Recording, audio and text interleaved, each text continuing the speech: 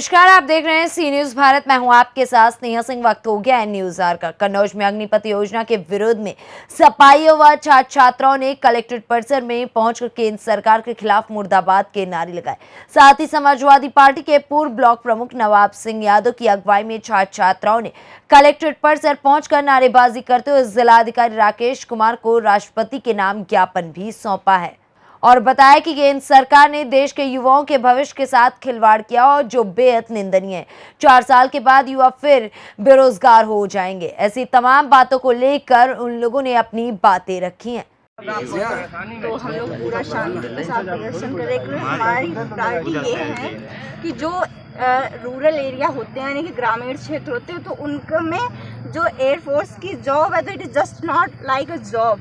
ये उनका एक डेडिकेशन, एक पैशन है कि वो देश के लिए सर्विस करना चाहते हैं। That they want to die for the nation because we are Indian, so India is our first priority. तो उनके अंदर मतलब उनका एक बेसिकली ड्रीम है सिंस चाइल्डहुड कि हम अपने नेशन के लिए सर्व करना चाहेंगे। और जो इसकी स्कीम के अकॉर्डिंग क्या है कि 4 इयर्स में उनसे वो जॉब ले ली जाएगी। सिर्फ 25% लोग परमानेंट किए जाएंगे। तो अगर रूरल एरिया के कोई भी मतलब जो भी हमारे भाई हैं जो भी इस आर्मी के लिए प्रिपरेशन कर रहे हैं, तो वो इतनी मेहनत करते हैं। अप्रॉक्सीमेट वी ऑल सी रहते हैं कि वो दौड़ते हैं, भागते हैं, फिजिकली करते हैं, टेस्ट अपेयरेंस करते हैं। फिर इसके बाद जब वो जॉब गेट करेंगे, जब उन्हें जॉब मिलेगी तो उनके माइंड में फियर रहेगा। They will all afraid of कि 4 इयर्स के बाद उनके फ्यूचर का क्या होगा, क्या उनका फ्यूचर सिक्योर रहेगा, प्रॉपर्ली सिक्योर है भी नहीं है। सिर्फ 25% लोग परमानेंट होंगे, बाद बाकी 75% अपने फ्यूचर के लिए क्या करेंगे।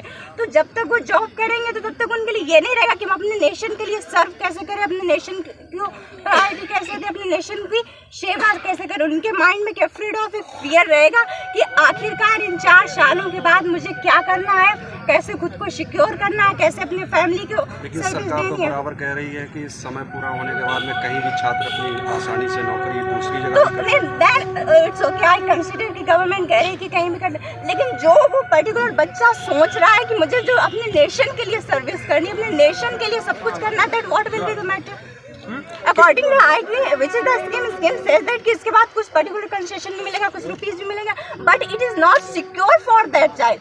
आप लोग भी सभी लोग आप सोच के देखिए कि एक पर्टिकुलर पर्सन जिसने I think actually I am just also defence officer, मतलब मेरी सिंस चाइल्डहुड मेरी ये ड्रीम था कि that I will be a defence officer.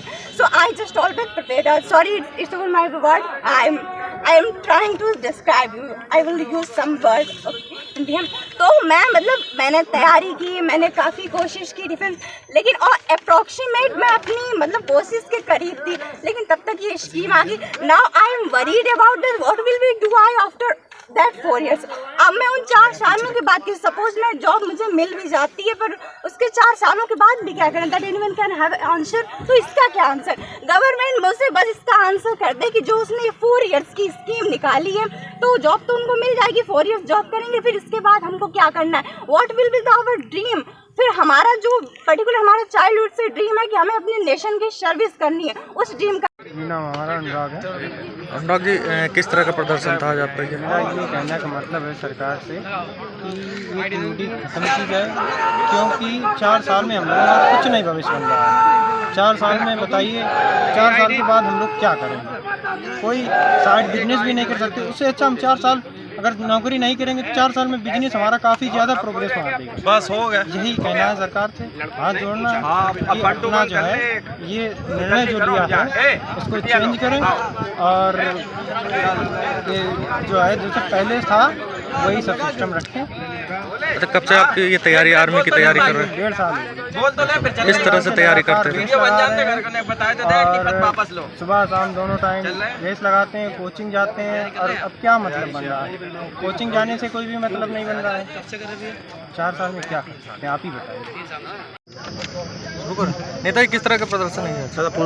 ये नौजवान और नवयुवतियाँ अग्निपथ का विरोध कर रहे हैं, क्योंकि इन्होंने एक सपना देखा था, पढ़े लिखे और मेहनत की, और सोचा सेना में भर्ती होके अपने परिवार का भी पालन पोषण करेंगे और एक समाज में हमें सम्मान मिलेगा और देश की हम सेवा भी करेंगे, और ज़रूरत पड़ी तो अपनी मातृभूमि की रक्षा के लिए अपने प्राणों की आहुति दे देंगे। ऐसे नौजवान नवयुवकों का एक सपना था। ये कानून लागू हुआ, सरकार का इतना भय था।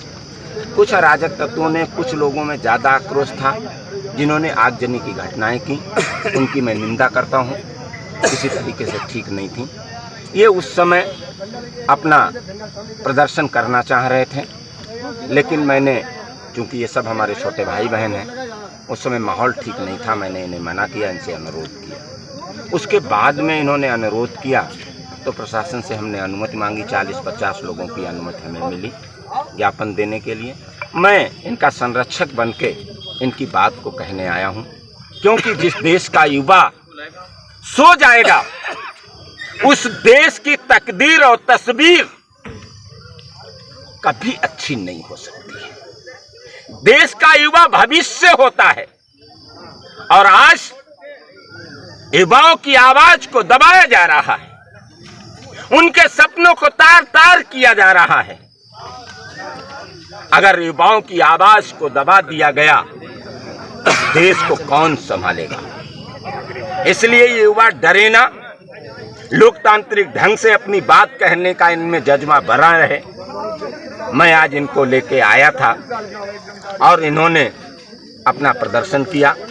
महामहिम राष्ट्रपति को ज्ञापन सौंपा और उम्मीद करते हैं इस काले कानून को सरकार वापस लेगी, क्योंकि कोई युवा 3 साल के लिए, जिसकी कोई गारंटी नहीं है 3 साल बाद इसके भविष्य का क्या होगा, अगर वो शहीद होता है उसके परिवार का क्या होगा, उसे पेंशन मिलेगी, कुछ नियम कानून है, कुछ नहीं। इसलिए इन्हें लगता है कि हमारा भविष्य अंधकारमय हो गया। ये विरोध करने आए थे और इन्होंने, मैं तमाम अपनी बहन बेटियों को सलाम करता हूँ जिनके अंदर हौसला था और मातृभूमि सेवा करने का जज्बा है। इसलिए ये नौजवान हमारी आवाज नहीं, ये देश के नौजवानों की आवाज है, नवयुवतियों की आवाज है, उनकी आवाज है जो देश के कर्णधार हैं, जो देश के लिए अब कुछ सब कुछ लुटाना चाहते हैं, अपनी प्राणों की आहुति देना चाहते हैं। उनकी आवाज है, उनके सपनों को तार तार किया गया, उनके इरादों के साथ खिलवाड़ किया गया। आज ये बड़े मायूस हैं। अगर अपनी बात कहते हैं तो ये राष्ट्र विरोधी हो जाते हैं, इन पे संगीन धाराओं में मुकदमा लगा दिए जाते हैं। अनुमति नहीं दी। अगर सरकार अनुमति दे देती तो सैकड़ों की संख्या में नहीं, नौजवान हजारों की संख्या में आज आपको दिखाई पड़ता। बामुश्किल हमें 100-200 लोगों की अनुमति मिली थी और बगैर बुलाए, ये इन्हीं का कार्यक्रम था, बगैर बुलाए आए। मैं इनके जज्बे को सलाम करता हूं और बड़ा भाई होने के नाते इन्हें विश्वास दिलाता हूं कि जब तक इस जिस्म में सांस रहेगी, नौजवानों के अन्याय के खिलाफ नौजवानों की लड़ाई हम लड़ेंगे, जरूरत पड़ी लड़ेंगे भी और मरना पड़ा तो मरेंगे भी। कन्नौज से सी न्यूज संवाददाता सीबू सैनी की रिपोर्ट। फिलहाल इस खबर में बस इतना ही। देश दुनिया की ऐसी तमाम खबरों को देखने के लिए बने रहें सी न्यूज भारत के साथ।